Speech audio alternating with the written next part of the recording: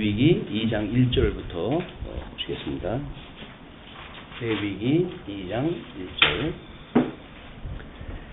누구든지 소재의 예물을 여호와께 드리려거든 고운 가루로 예물을 삼아 그 위에 기름을 붓고 또 그 위에 유향을 놓아 아론의 자손 제사장들에게로 가져갈 것이요, 제사장은 그 고운 가루 한 움큼과 기름과 그 모든 유향을 가져다가 기념물로 제단 위에서 불사를 지니 이는 화제라, 여호와께 향기로운 냄새니라. 네, 오늘 2장의 내용은 소재에 관한 규례입니다. 그것은 뭐 양쪽 바로 3번 제사에 관한 규례로 소개가 되어져 있어요. 그래서 우리 순서에 의할 것 같으면 지금 송구 규례로 해가지고 두 번째 돌판에 대한 이야기입니다.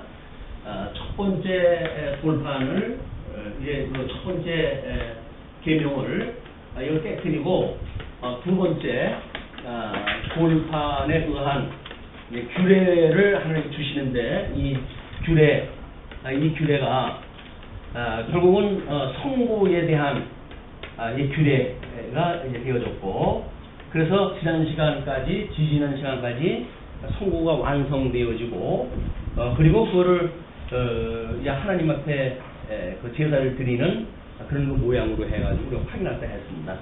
두 번째 이제 이것이 제사의 규례야. 제사 규례. 이 제사 규례가 이제 지난 뒤에 제사장의 여러 가지 이제 나름대로 해가지고 의류 이제 이런 국장을 통해 가지고 제사장 규례가 주어지고요. 그 다음에 네 번째 성화의 규례로 해가지고 우리 레위기까지 이렇게 이제 계속이 되어지는 겁니다. 그래서 출애굽기 19장서부터 하나님의 의라고 하는 것으로 지금 이제 소개가 되어지는 거예요. 창세기 1장부터는 창세기 그 12장 1절부터 해가지고 지금 출애굽기 18장까지는 하나님의 나라에 대한 것으로 언급이 되어졌다고 한다면, 이제 그 이후 10년기까지는 하나님의 의에 대한 이야기인데, 그 의에 대한 이야기 중에 제사의 세 가지 요소, 이걸 우리 제사의 3요소라고 이야기했어요. 세 가지 요소를 통해 가지고 하나님 앞에 어떻게 제사를 드려질 것인가에 대한 것이 확인되어지고, 그 다음에 성화의 규례를 통해 가지고 천상에 계신 하나님께서 어떻게 또 우리를 거룩하게 만들어 가시는가. 그래서 복음서에서 이루시는 예수 그리스도의 이제 그 지상 사역이라고 한다면, 주님의 몸된 교회를 이루어가는 천상 사역으로 우리가 이제 구분하다 해가지고 확인하다 해가고 있습니다. 그러니까 전체 그림을 놓고 지금 제사 규례 중에 첫 번째 번제에 대한 것을 우리가 확인하다 했고, 오늘 이제 소제, 너무 이제 작은 그 범위가 있기 때문에 화목제까지 한번 같이 해야 되지 않을까 생각이 듭니다. 그래서 그걸 확인을 또 하게 되면 이런 전체적인 부분을 우리가 공부를 하게 되어지는 겁니다.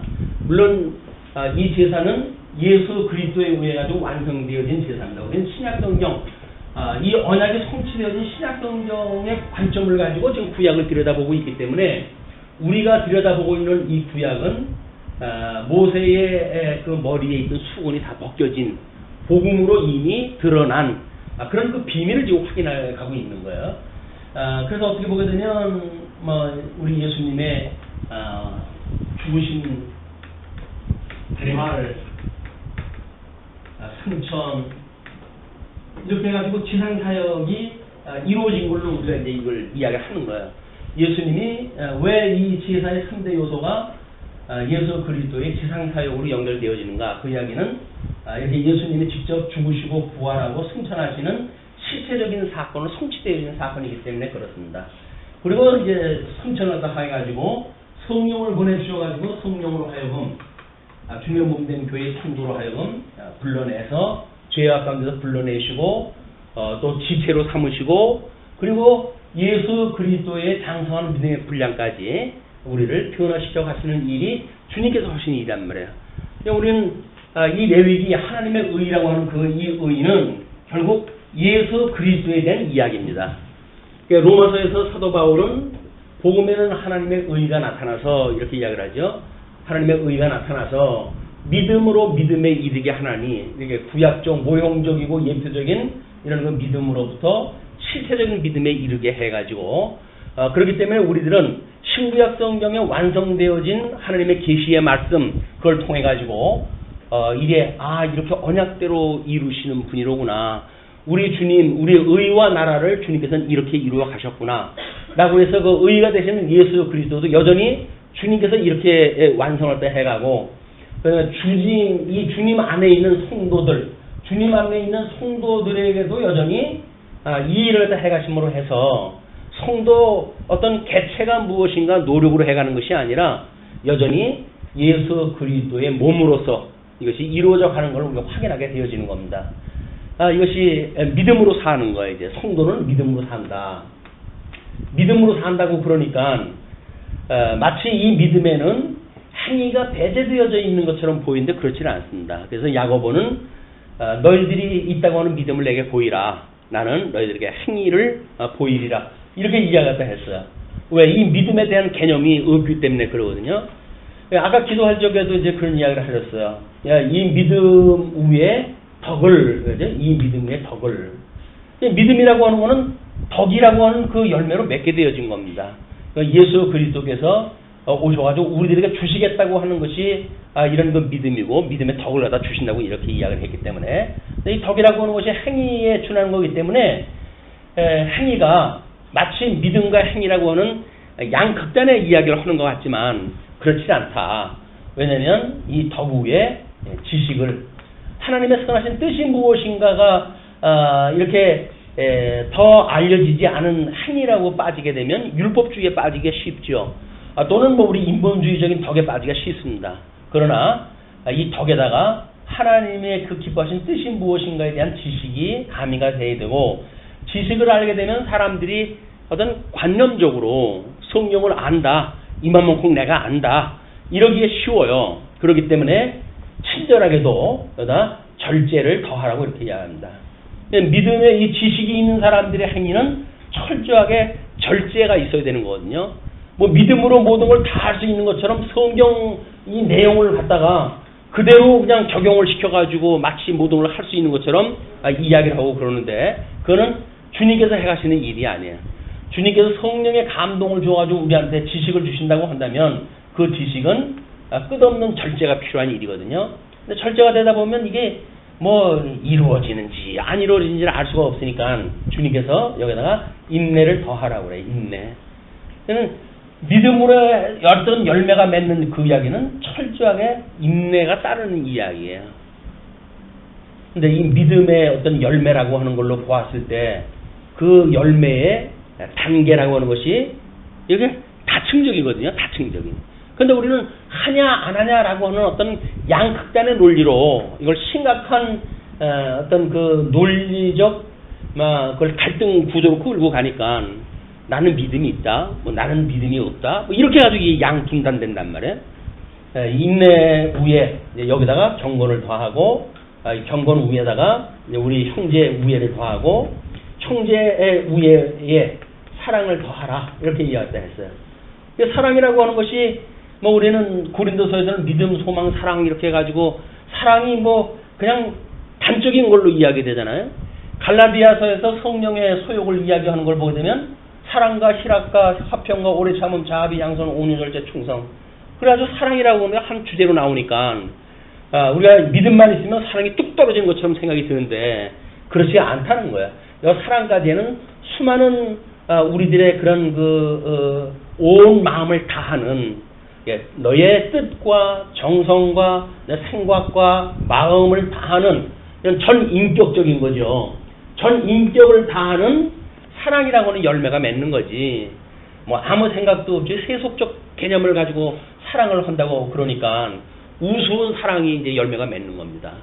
그리고 고린도서 이야기했던 것, 로마서에서 이야기했던 것, 갈라디아에서 이야기했던 것, 전부 사랑에 대한 이야기를 직접적으로 그냥 이쪽으로 끌고 와가지고 단편적인 걸로 우리가 생각하기 쉬운데 이건 그렇지 않다. 온 인격을 다 해가지고 나타나는 사랑이기 때문에 이게 우리 이 전인격적인 신앙생활을 도모하는 성화의 규례를 보게 됩니다. 그러니까 육신의 장막을 벗어버릴 때까지 가는 거예요, 우리가. 그 인내가 필요한 겁니다. 뭐 어느 정도 신앙생활 하다가 나는 그 열매가 안 맺지, 나는 뭐 하나님의 자녀가 아닌가? 그래서 중간에 에이 뭐 해가지고 포기를 한다고 한다면 인내에서 시험에 들어버린 거예요. 시험에 들지 말게 하시고 우리 기도할 일이에요. 또 뭐 우리가 뭐 좀 공부를 갖다 했다고 해가지고 모든 걸 다 하는 것처럼 생각이 든다고 한다면 또 시험에 빠지는 거예요. 그러니까 절제를 더 할 수 있도록 기도가 또 필요한 거예요. 매 단계마다 이 다 기도들이 필요한 겁니다. 시험에 빠지지 않게 하시고, 그리고 악에서 구하소서. 우리 주님께서 천상에서 성령을 보내주셔가지고 당신의 형상을 따라서 변화시켜 가시는 이 은혜에 참여하는 것이 성화의 규례니까, 이제 우리 지금 지상에서 이제 이 일을 갖다 해가시는 주님이 어떠한 제물로 돌아가셨는지 이런 걸 우리가 확인하다 하고, 전체 구도 속에서 이제 이렇게 한번 살펴보도록 하겠습니다. 일단 그 소재가 2장 1절로 3절까지 고음가루의 소재예요. 그리고 4절서부터 11절까지는 구운 소재예요. 12절로 16절까지는 첫 이삭의 소재예요.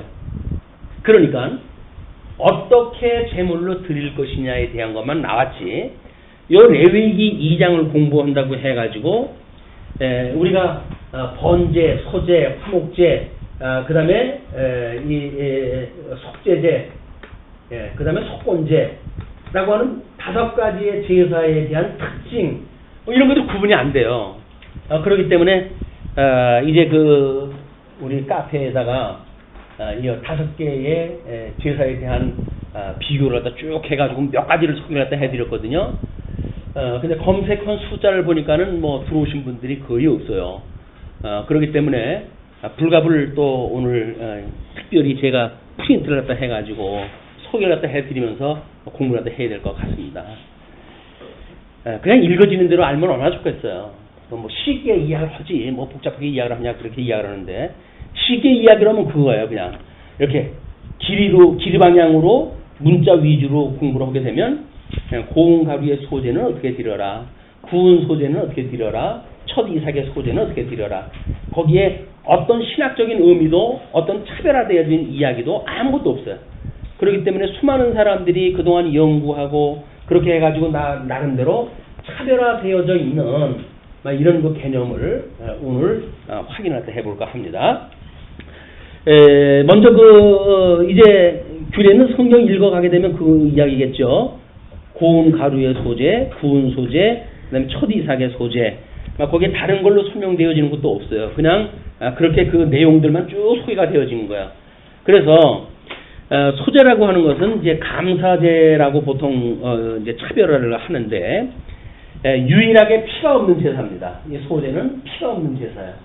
근데 피가 없는 제사는 사함도 없다고 그렇게 이야기했다 했잖아요. 그래서 이거는 죄를 사하는 그런 그 문제가 아니라 하나님 앞에 전폭적으로 감사를 갖다 해가지고 자기 자신을 드리는 헌신에 대한 그런 그 의미가 있는 제사이기도 합니다. 그 제물의 종류를 보게 되면 지금 우리가 공부를 갖다 한 거예요. 내용으로. 그 내용이 고운 가루로서 여기는 기름과 유향이 첨가되어진다. 그리고 누르지 않고 고운 가루에 기름을 섞어 만든 무교병으로서, 무교병을 만드는 방법은 화덕에 구운 것, 또 번철에 붙인 것, 그리고 솥에 삶은 것. 이것이 3가지 그런 그 소재의 구분을 했을 때 쭉 나오는 내용들이에요. 이거 3가지가 있다. 그리고 처음 익은 곡식이다. 첫 이삭이었는데 특별히 첫 이삭을 소제물로 드릴 때는 볶아 찌은 것에다가 기름과 유향을 드려야 했다. 이렇게 해가지고 이제 소재의 그 피 없는 제사의 제물에 대한 종류를 쭉 이야기하다 하고, 그 소재의 방법을 보게 되면 우리 아마 그 4절서부터 11절까지 구운 소재에 대한 방법을 한번 보실까요? 내가 화덕에 구운 것으로 소재의 예물을 드리려거든 고운 가루에 기름을 섞어 만든 무교병이나 기름을 바른 무교 전병을 드릴 것이요, 철판에 붙인 것으로 소재의 예물을 드리려거든 고운 가루에 누룩을 넣지 말고 기름을 섞고 조각으로 나누고 그 위에 기름을 부을지니 이는 소재니라. 그래가지고 이 철판에다 붙이는 그런 그 소재를 이야기를 하고, 그다음에 내가 냄비의 것으로 소재를 드리려거든 고운 가루와 기름을 섞어 만들지니라.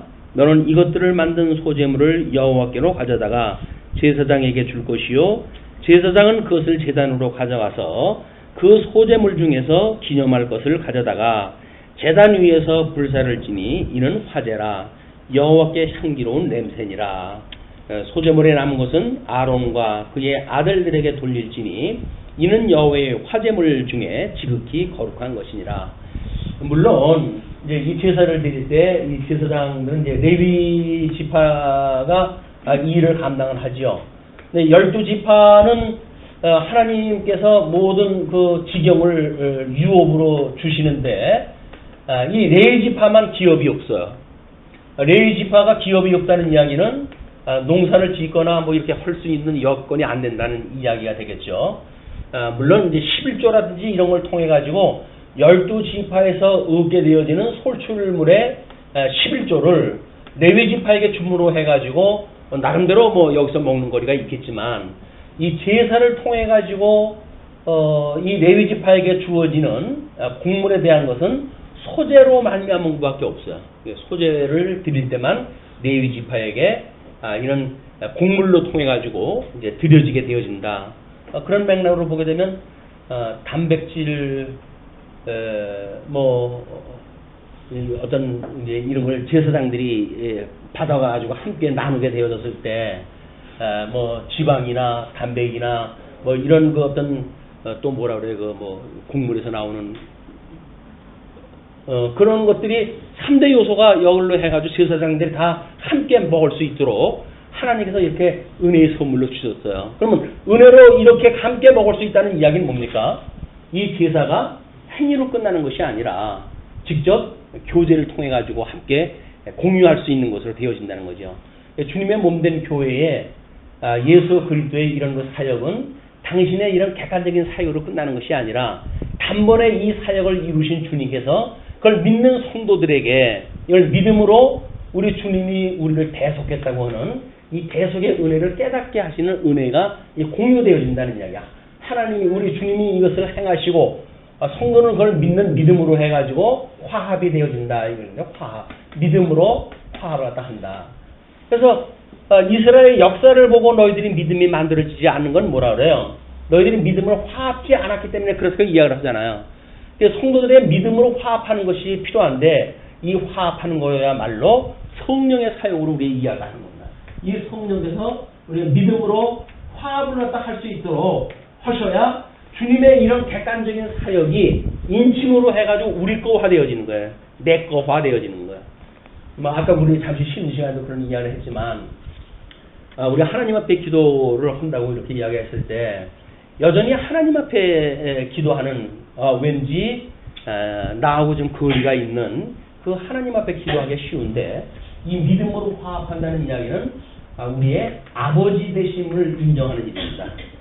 우리가 하나님을 아버지라고 부르는 아버지라고 부르는 예수님과 우리가 한 몸이 되어졌고 신랑 되신 예수님과 우리가 한 몸이 되어짐으로 우리가 그 예수님의 아버지 그 아버지를 아버지라고 부를 수 있는 관계가 되어졌다는 이야기예요.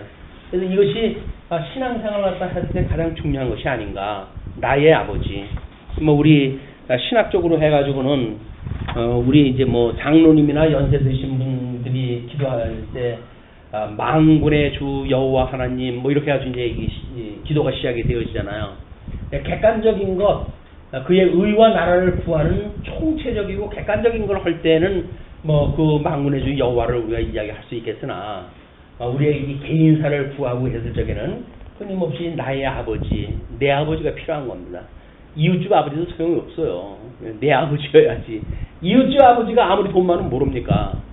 내 아버지가 뭔가 우리의 영향을 주는 일이니까 이런 소재물로 해가지고 하나님 앞에 기쁘게 화제로 지금 드리는 건데 이 화제로 받으시는 그분이 바로 우리의 아버지가 되신다. 그래서 예수님의 이 대속의 사건은 화제로 하나님 앞에 드리고 그 향기가 하나님 앞에 드린 바가 되어져 가지고 결국 우리들이 그 제사에 참여되어진 걸로 주님께서 인정하다 하시는 거예요.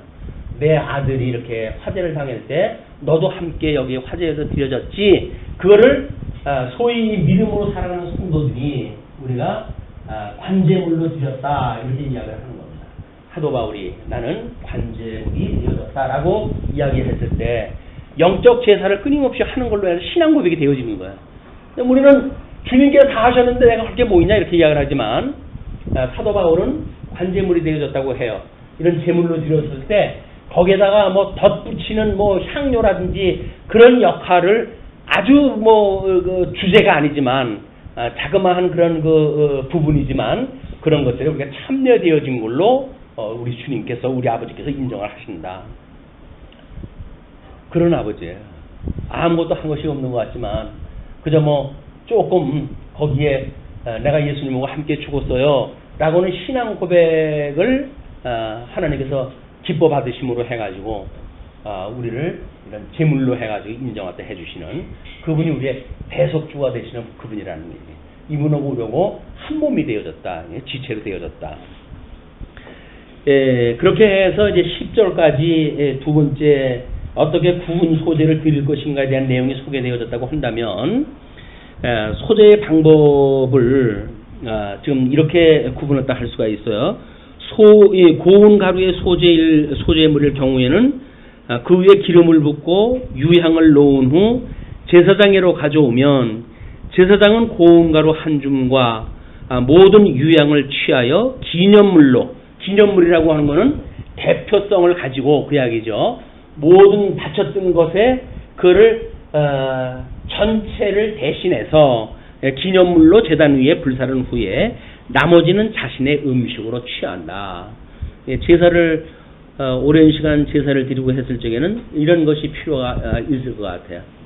끊임없이 그 제사장에서 제사의 행위를 갖다 하는 그 제사장들이 먹을 수 있는 것들이 공급되어지는 그런 걸 볼 수가 있습니다. 두 번째 이제 무교병이 소재물일 경우에 화덕에 구운 것과 소채 삶은 것은 고운 가루에 기름을 섞어서 만들고 번철에 구울 경우에는 고운 가루를 누룩 없이 기름과 섞어서 구운 후 조각으로 나누고 그 위에 기름을 붓는다. 제사장에로 가져가면 기념할 만큼만 취하여 여호와께 화제로 드리고 나머지는 자신의 음식으로 취하였다. 이게 중요한 거예요. 자기의 그 음식으로 취하는 그런 그 문제. 하나님 앞에 바친 나머지가 결국 그 제사장의 먹거리로 제공이 되어짐으로 해가지고 결국 하나님께서 이 제사장이라고 하는 하나님 앞에 드리는 그런 그 관제물 화제로 드렸을 때에 기념물로 드리는 한 움큼을 이 11조의 개념처럼 요것만 기념물로 받으시고 나머지 거는 제사장들에게 주시는 이런 그 대표적인 의미를 우리가 알 수가 있습니다. 11조는 예수 그리스도에 대한 대표성을 이야기를 하죠. 그래서 한중 기념물이라고 하는 것도 예수 그리스도를 예표하는 거죠. 전체도 예수 그리스도를 예표하는 거예요. 소재 전체가 예수 그리스도를 예표하는 것이고, 그래서 기념물로 한 줌만을 올리는 것도 그 중에 예수 그리스도를 예표하는 이런 내용으로 우리가 볼 수가 있는 겁니다. 그 다음에 세 번째 첩이삭의 소재물일 경우는 이것이 이제 우리 12절로 16절까지 읽어야 나오는 이야기인데 보시죠. 너희가 여호와께 드리는 모든 소재물에는 누룩을 넣지 말지니 너희가 누룩이나 꿀을 여호와께 화제로 드려 사르지 못할지니라. 이 누룩은 이게 부풀어지는 것인데 그 누룩이나 꿀, 단맛을 내는 꿀 이런 것들을 이 화제에 쓰지는 못하게 해요. 우리 6월절에 이스라엘 백성들이 출애굽을 했다 할 적에도 쓴나물을 먹고 이제 이렇게 되어지지 않습니까? 그래서 하나님의 이 제사가 결국은 예수 그리스도의 고난을 이야기를 하는 거지. 우리 영지주의자들처럼 예수님은 하나님인데 고통을 그분이 느끼고 그랬겠냐 이렇게 이야기하는데 그렇지는 않습니다. 그분은 참 인간이고 참 신이시기 때문에 인간이 가지고 있는 고통을 다 느끼실 수밖에 없어요. 그래서 할 수만 있으면 이 쓴자를 나에게서 지나가게 해주세요 라고 기도도 했고, 그러나 아버지의 뜻이라고 한다면 아버지의 뜻대로 해달라고 기도도 했어요. 이것이 바로 쓴 제물에 대한 특징들입니다. 쓴 특징들, 쓴 제물로 드리는 이런 그 특징이 예수 그리스도가 받으시기에는 고통으로 느껴지는 이런 것들이죠. 요한계시록에는 나중에 이제 천사가 받은 그 성경책에 대한 이야기를 했을 때 천사가 그걸 갖다 먹으라 이렇게 이야기를 합니다. 그 두루마리를 갖다 먹으라. 내 입에는 쓸 것이지만 내 배에서는 쓸 것이다 이렇게 이야기를 해요. 그래서 받아들일 적에는 복음이니까 귀로 들을 적에는 매우 답니다. 근데도 불구하고 그것이 배 안에 들어가게 되면 어찌 그렇게 쓴지요. 그것이 욥의 고난인 거예요. 욥의 고난이 이 번제로 드려지는 뭐 이런 걸로 소개가 되어졌으니까 하나님의 은혜고 누군지 견딜 수가 있는 거라고 되어지지만 욥은 엄청난 고통을 느끼게 되어집니다. 이것이 귀로만 들었던 그 하나님을 눈으로 보기까지 이르는 과정인 거예요. 이것이 고통인 거예요. 귀로만 들었을 적엔 뭐 얼마든지 복음인데 너 대신 예수님이 돌아가셨다 이렇게 이야기를 하니까 그래요? 라고 해가지고 우리는 출애굽했던 사람들이 찬양했던 것처럼 찬양하고 찬양 일색으로 갈 수가 있어요. 그러나 삶을 통해 가지고는 그래서 그 출애굽을 했던 하나님을 직접 눈으로 확인하는 그 시간까지는 40년의 광야 생활이 필요한 겁니다. 여기가 얼마나 고통의 삶인지 욥은 차라리 새벽이 오지 않았으면 좋겠다고, 또는 빨리 새벽이 와가지고 고통의 자리에서 일어났으면 좋겠다고, 또는 빛이 없었으면 좋겠다, 내가 이 사망에 있었으면 얼마나 좋았을까, 이렇게 해가지고 이 고통을 말할 수 없는 고통으로 이야기했다 합니다. 주보에 그런 거 표시를 갖다 해드렸어요. 이거에서 마지막으로 하나님께서 욥이 한탄을 하잖아요. 너무 속에 쓰니까 한탄을 갖다 해가지고 자기가 있는 이 지식을 가지고 말할 수 없도록 하나님 앞에 막 이제 논리적으로 공격을 갖다 해야 돼요. 하나님께서 다 들으신 이후에 욥한테 질문을 갖다 합니다. 이 하나님께서 욥에게 너는 누구냐? 우리 모든 성도들에게도 이것이 이제 질문이 되어지는 겁니다. 우리는 신앙생활하다가 고통이 당할 때 그냥 고통에 대한 것만 우리가 빠져가지고 이거 생각한다고 해서 해결이 안 돼요. 여기에 이제 하나님의 음성을 들어야 되는데 하나님이 우리한테 묻습니다. 너는 누구냐? 그래요. 너는 누구냐? 물론 예수님도 이 고통을 통해 가지고 우리 하나님의 기뻐하신 뜻을 이루러 왔던 나입니다. 이렇게 이야기할 거 아니겠어요? 그렇기 때문에 내 잔을 그냥 넘치는 그런 그 잔으로 인정을 딱 하고 그 고난을 지나가야 된단 말이에요. 마찬가지로 그리스도 안에 있는 성도들에게도 우리가 정체성에 대한 질문이에요. 너는 누구냐? 예수 그리스도의 지체입니다. 주님, 저예요. 예수 그리스도의 지체인 저예요. 예수가 어떻게 너에게 해줬더냐? 저를 위해서 십자가에 못 박아 죽으셨죠. 라고 했을 때 누구냐 묻는 거야. 너는 누구냐? 그리고 너는 어디에 있었느냐 물어요. 어디 있었느냐? 존재의 위치 어디 있었느냐? 과연 우리가 어디 있었느냐라고 했을 때 주 안에 있었다고 고백을 할 수가 없어요. 왜? 이 고통을 느껴질 때 이 고통이 우리들한테 쓴맛으로만 와버린다고 한다면 우리는 주 바깥에 있었는지 몰라요. 세상의 걸로 생각을 하니까 고통이지 주 안에 있다고 한다면 이것이 우리의 감사의 조건이 될 수도 있고 기뻐할 수 있는 어떤 그런 요소가 있을 수도 있는 거였을 거란 말이에요. 근데 이것이 해석이 제대로 안 되니까 주 안에 있지를 않았기 때문에 우리는 이 눈으로 보는 곳에 지혜형이 있었던 거야. 그리고 너는 할 수 있느냐? 할 수 있느냐?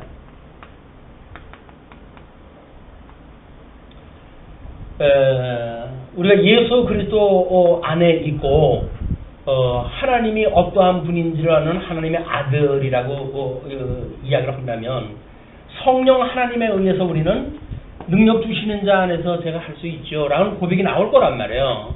근데 이런 그 하나님이 욥에게 주었던 그 질문을 통해 가지고 욥은 비로소 내가 주님에 대하여 귀로만 들었었더니 이제는 비로소 눈으로 봅니다라는 아주 하나님께서 기뻐하시는 이 답을 얻었어요.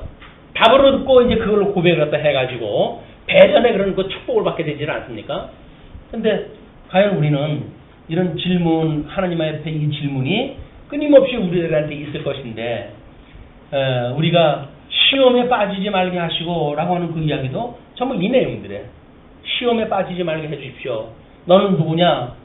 제가 뭐 아무개입니다. 그래가지고 내가 그래도 이 동네에서는 한가락 퍼지요 라고 이야기를 한다면 우리의 정체성은 잘못되어진 거야. 하나님의 아들이기 때문에 차마 나는 세속의 다른 사람들처럼 살아갈 수가 없습니다 라고 이야기를 해야 이 고통을 내 걸로 만들고 그걸 소화해낼 수가 있단 말이에요. 나의 그 고통이, 주님이 당했던 고통이 나의 고통이 되어져서 남은 고난을 내가 채웁니다 라고는 신앙 고백이 되어지는데 속에 쓰기만 했지, 주님이 뭐 우리한테 구원받았다고 하는 거는 얼마든지 좋은 일이지만 내가 고난받는다고 하는 건 싫기 때문에 이렇다고 한다면 우리는 눈으로 하나님 볼 생각을 하지 말아야 돼. 마주보는 것 같이 알 수가 없어요. 그냥 풍문으로 들었던 하나님, 나를 구원한다고 그랬더라, 뭐 이런 멀리 떨어져 있는 그 하나님만을 우리가 볼 수밖에 없는지도 모릅니다. 어디 있었느냐? 끊임없이 예수 그리스도 안에 있는지, 아니면 세상에 빠져가서 세상 연락에 빠져가서 살았는지, 이런 거 구분도 없이 살아가지는 않았는지, 이런 것이 깨달아졌을 때 너는 어디 있었니? 하나님 끊임없이 우리한테 질문하다 하실 거예요. 어떤 상황이 바뀔 때마다 집을 나서기 전 기도했나요? 집을 나서기 전에 무슨 기도를 했다 하나요? 우리 어디로 떠나서 집을 떠나가지고 지금 어디를 갑니다 라고 이야기를 할 거예요. 근데 그것이 신령한 몸으로 해가지고 예수 그리스도 안에 있는 무슨 일을 하는 곳, 예수 그리스도와 관계되어지는 곳으로 가는 것이 아니라 내 영화를 위해서 갑니다, 내 성공을 위해서 갑니다. 만약에 이렇게 한다고 한다면 우리는 예수님과 상관없는 하루를 보냈을 거예요. 집을 떠나기 전 기도하면 모르나요? 엉뚱한 짓 하고 하루 종일 다 보내는데, 우리가 어느 곳을 떠난다고 하더라도 여전히 예수 그리스도 안에 있는 걸 확인하는 이런 그 일들이 필요하죠. 할 수 있느냐?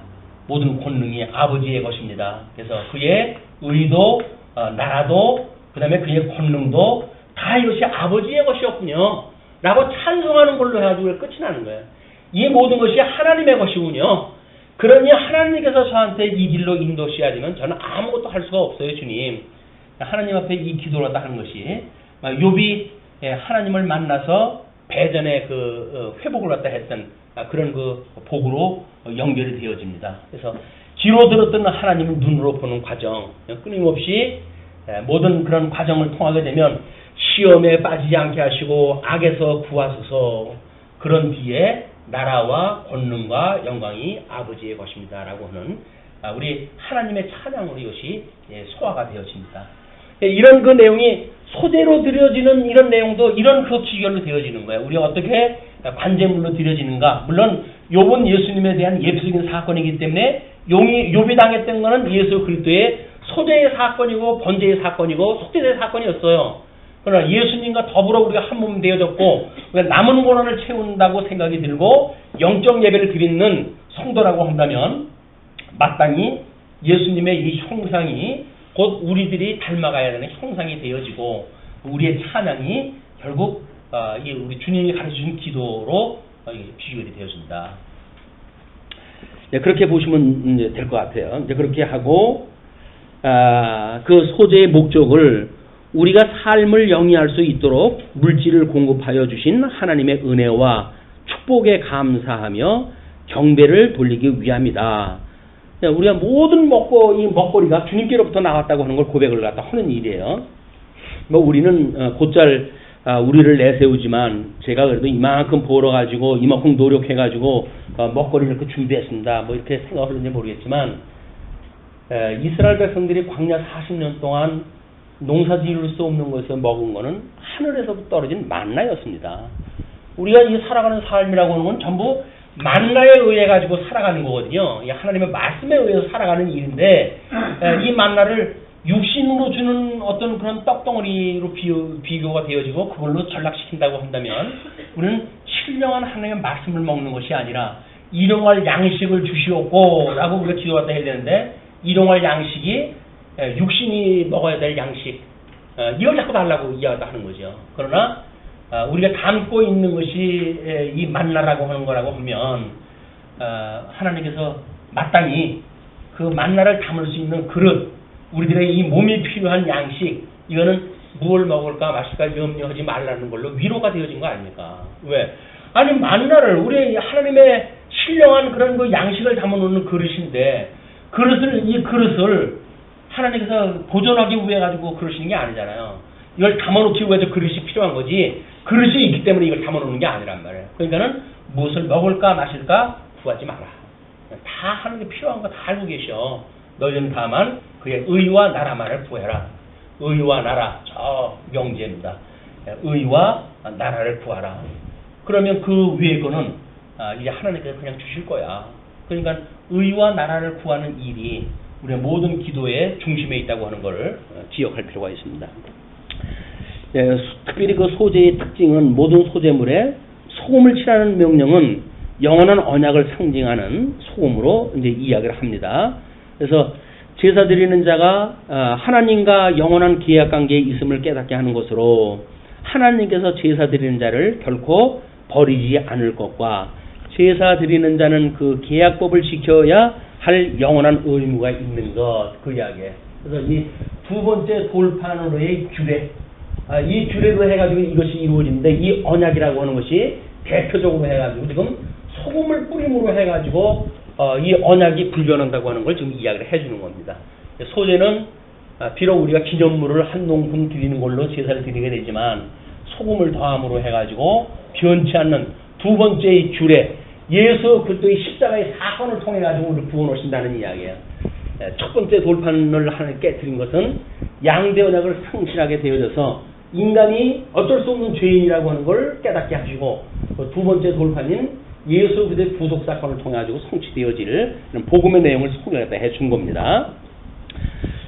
우리 이제 그 소재의 영적 의미를 보시게 되면 우리를 구원하신 예수 그리스도께서 하늘로부터 내려오는 영적 양식의 공급자가 되실 뿐만 아니라 자신 스스로 생명의 떡을 상징하시는 동시에 이러한 영적 양식과 일용할 육적 양식까지도 공급받는 성도들이 드려야 할 감사의 의무를 상징한다. 그래서 양식으로 이제 설명이 되어졌어요. 아까는 제사장들이 먹는 걸로 이야기를 했지만 그 제사장은 오실 메시아에 대한 예표적인 인물들이기 때문에 여전히 그들이 취할 양식, 예수님이 취해야 될 양식, 또 양식으로 해가지고 생명의 떡으로 오셨던 그 예수님을 예표로 보여주는 사건으로 이 신학적 특징을 잡을 수가 있습니다.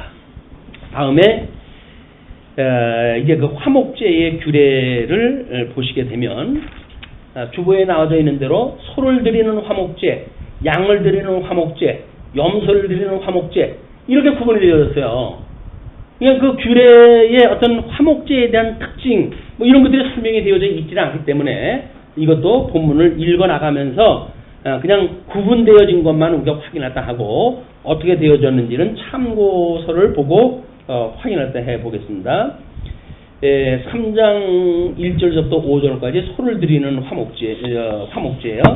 사람이 만일 화목제의 제물을 예물로 드리되 소로 드리려면 수컷이나 암컷이나 흠없는 것으로 여호와 앞에 드릴지니 그 예물의 머리에 안수하고 회막문에서 잡을 것이요 아론의 자손 제사장들은 그 피를 제단 사방에 뿌릴 것이며 그는 또 그 화목제의 제물 중에서 여호와께 화제로 드릴지니 곧 내장에 덮인 기름과 내장에 붙은 모든 기름과 두 콩팥과 그 위에 기름 곧 허리 쪽에 있는 것과 간에 덮인 거풀을 콩팥과 함께 떼어낼 것이요 아론의 자손은 그것을 제단 위에 불 위에 있는 나무 위에 번제물 위에서 살을 지니 이는 화제라 여호와께 향기로운 냄새니라. 그냥 소를 드리는 그런 방식을 쭉 소개를 했어요. 6절로 11절을 보시게 되면 여전히 양을 드리는 화목제로 소개가 되어지는데 만일 여호와께 예물로 드리는 화목제의 제물이 양이면 수컷이나 암컷이나 흠없는 것으로 드릴지며 만일 그의 예물로 드리는 것이 어린 양이면 그것을 여호와 앞으로 끌어다가 그 예물의 머리에 안수하고 회막 앞에서 잡을 것이요 아론의 자손은 그 피를 제단 사방에 뿌릴 것이며 그는 그 화목제의 제물 중에서 여호와께 화제를 드릴지니 그 기름 곧 미골에서 밴 기름진 꼬리와 내장에 덮인 기름과 내장에 붙은 모든 기름과 두 콩팥과 그 위에 기름 곧 허리 쪽에 있는 것과 간에 덮인 겉부를 콩팥과 함께 떼어낼 것이요 제사장은 그것을 제단 위에서 불사를 지니 이는 화제로 여호와께 드리는 음식이니라. 화제에 대한 그런 그 내용을 우리가 지금 제물의 종류에 대한 걸 확인했다 했잖아요. 소와 염소, 양 이 세 가지의 그 종류인데 화목제의 방법을 소개했다 해드리면 화목제를 드리는 방법은 번제의 방법과 거의 유사한데 그 순서를 살펴보면 다음과 같다.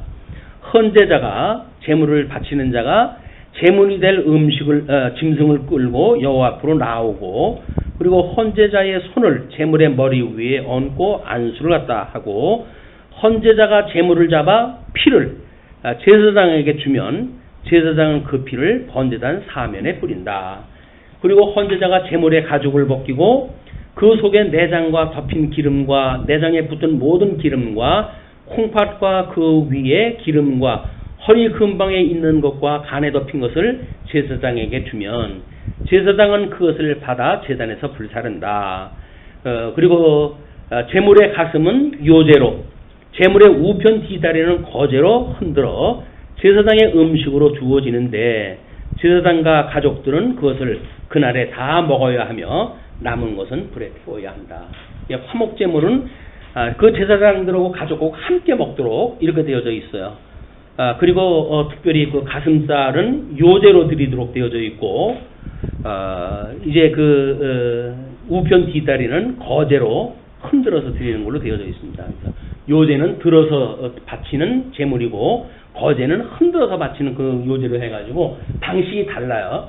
그래서 들어서 올리는 것도 하나님께 드린다고 하는 그런 그 일이겠고 옆으로 우리가 이 거제로 드린다는 그런 그 이야기는 하나님의 그 향기를 날리기 위한 그런 그 방식으로 소개가 되어지기도 하죠.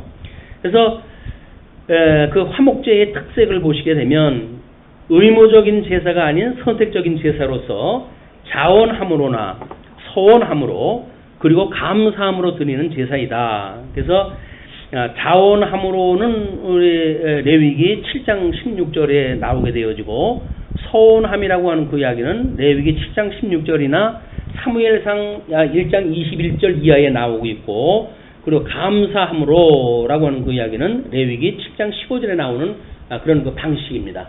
어떤 마음으로 드릴 것인가 라고 하는 그런 그 일인데 이런 여러 가지 형식으로 해서 소개가 되어져 있어요. 그래서 화목제물의 고기를 헌제자도 먹을 수 있는 일종의 축제 형식의 제사였다. 더불어 함께 먹는 이 드리는 제사장과 제사장이라고 하면은 우리 예표적으로 예수 그리스도가 되어지죠. 그 예수 그리스도와 그리고 그거를 이 제사장과 이 헌제자 그걸 제물로 드려야 되는 헌제자 우리 성도일 거예요. 성도나 예수님이나 이 화목제물이 되어져 가지고 하나님과 원수 되어졌던 우리들에게 우리의 화목의 길을 열어주시고 그 성도 간에 화목으로 교통을 가능하게 하시는 것이 화목제의 성질로 소개가 되어집니다. 화목제의 영적 의미를 보시게 되면 화목제의 영적 의미는 화목제의 성격이 드러내는 바 그대로 하나님과 죄인을 화목케 하는 화목제물 대신 예수 그리스도에 대한 상징 그로 말미암아 하나님과 화목을 누리는 성도들의 친교와 교제를 상징한다. 그래서 우리가 하나님과는 교통이 잘 된다고 이렇게 이야기를 하면서 성도 간의 교통이 안 된다고 한다면 화목제물에 대한 이해가 뭔가 부족한 거예요.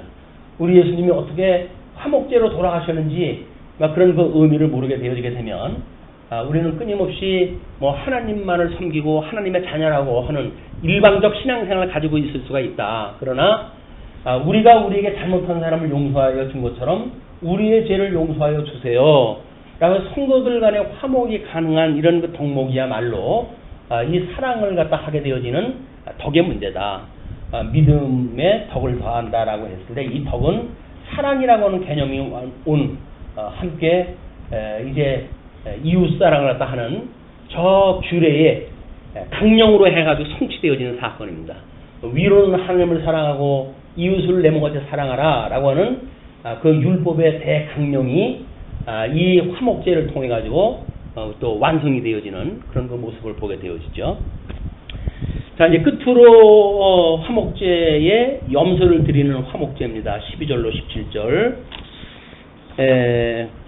만일 그의 예물이 염소면 그것을 여호와 앞으로 끌어다가 그것의 머리에 안수하고 회막 앞에서 잡을 것이요 아론의 자손은 그 피를 제단 사방에 뿌릴 것이며 그는 그 중에서 예물을 가져다가 여호와께 화제를 드릴지니 곧 내장에 덮인 기름과 내장에 붙은 모든 기름과 두 콩팥과 그 위에 기름 곧 허리 쪽에 있는 것과 간에 덮인 기름이 거풀을 콩팥과 함께 떼어낼 것이요 제사장들은 그것을 제단 위에서 불사를 지니 이는 화제로 드리는 음식이요 향기로운 냄새라.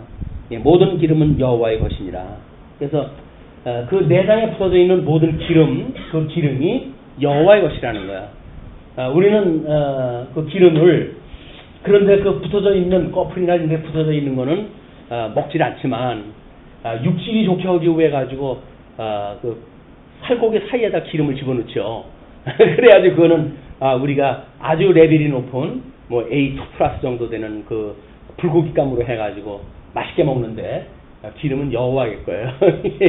여호와께 드려야 될 그 기름을 우리 걸로 만들기 위해 가지고 맛있는 고기를 갖다 만들기 위해 가지고 있는 대로 소에다 스트레스를 갖다 주고 이런 그 일들은 자연 섭리상 하나님의 이런 일반 계시적인 원칙으로 봤을 때 인간의 죄악을 그대로 드러내는 일입니다.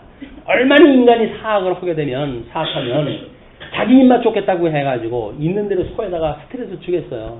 그래가지고 그 기름이 온 근육에 배어가지고 그걸 또 이제 불고기에다 해 먹으면 그렇게 맛있다는 거 아니겠어요? 퍽이나 맛있겠죠?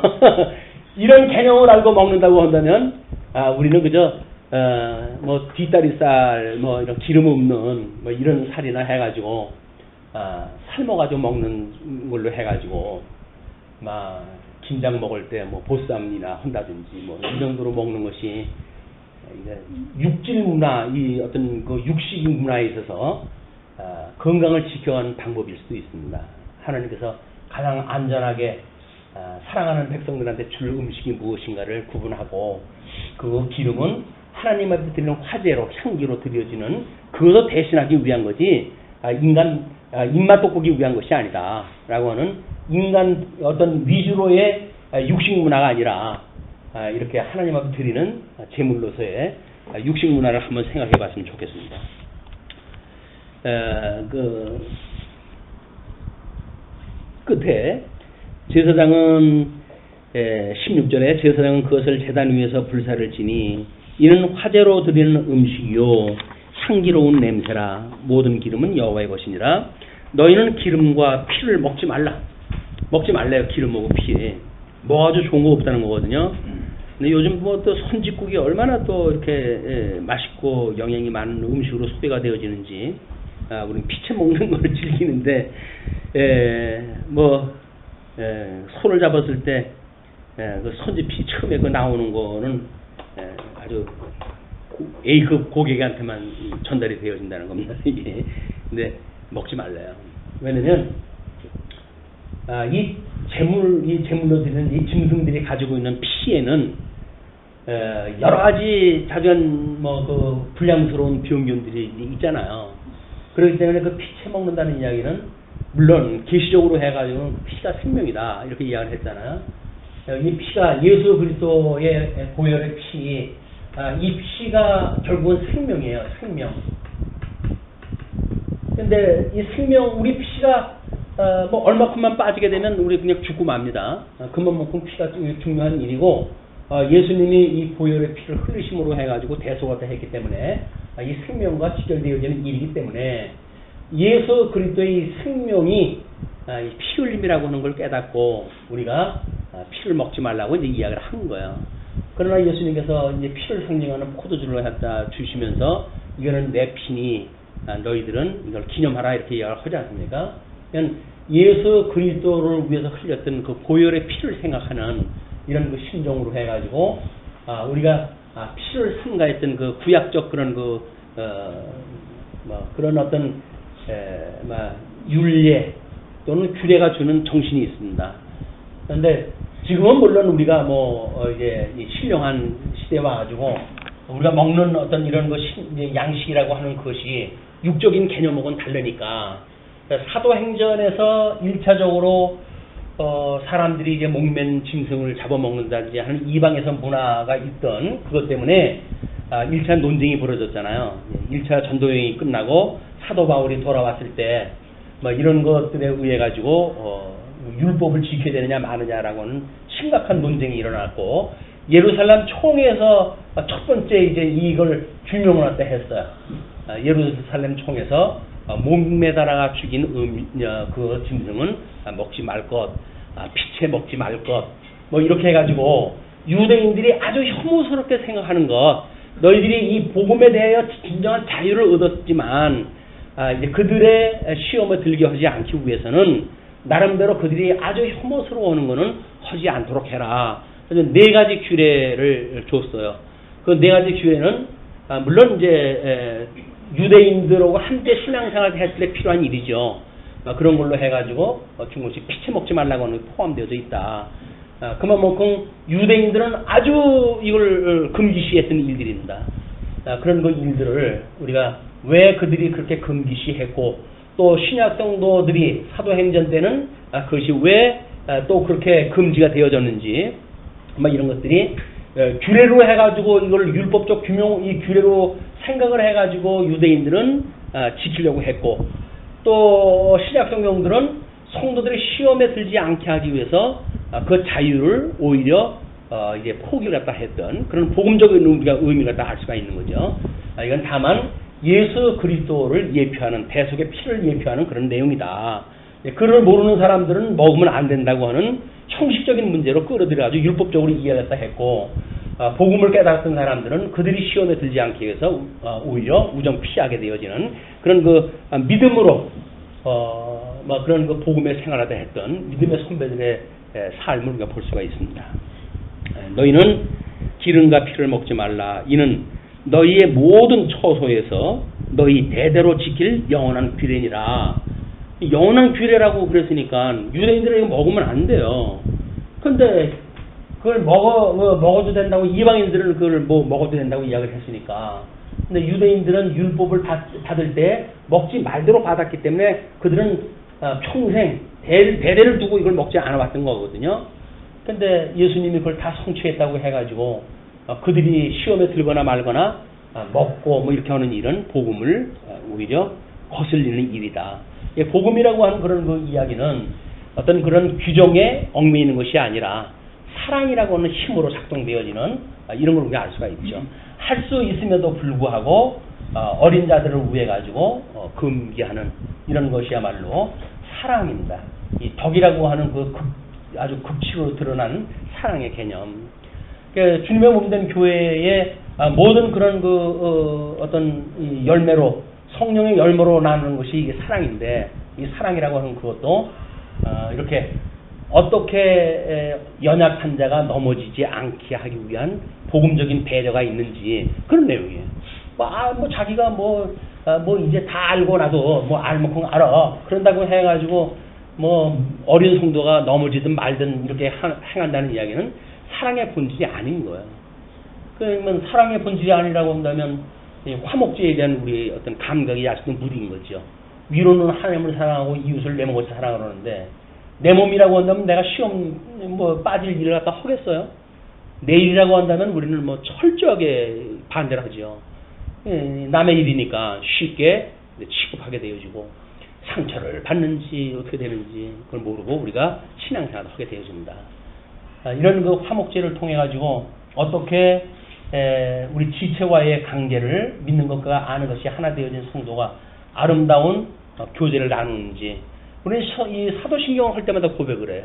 주님의 몸된 교회와 성도의 교통함을 내가 믿사오며 이렇게 이야기를 하는데 교통을 과연 믿고 있는 건지 아니면 상대방하고 단절되어져 있는 그런 가운데에 그냥 죽거나 말거나 나만 살면 됐지. 근데 그거는 살아있는 생명이라고 한다면 그렇게 작동이 안 돼요. 그는 역으로 이야기를 하게 되면 내가 살아있는지 모르겠네 라고 하는 자기 반성으로부터 이것이 풀려나가야 되는 문제다.